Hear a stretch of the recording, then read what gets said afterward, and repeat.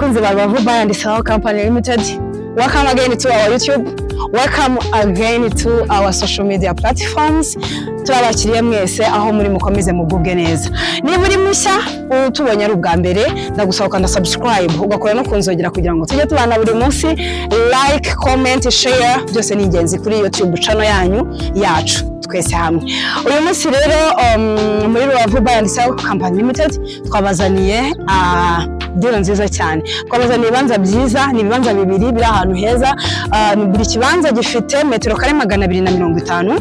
Ni ibibanza biri mu karere ka Rubavu, akagari ka Buhaza, ndetse ni ibibanza biri muri quartier nziza cyane, quartier iri kubakwamo amazu ari VIP, amazu meza cyane.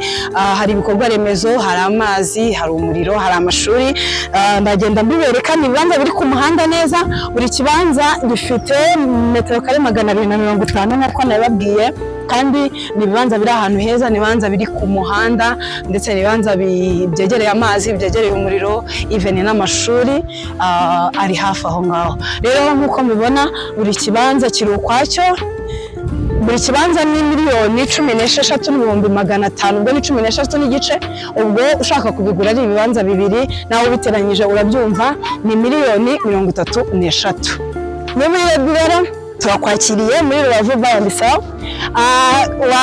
Wakubindi bisobanuro for more information watwandikira kuri nimero ubona kuri screen yawe, cyangwa se ukadufollowinga ku mbuga nkoranyambaga zacu zose dukoresha: TikTok, Facebook, Instagram ndetse na YouTube. Hose dukoresha Rubavu Real Estate.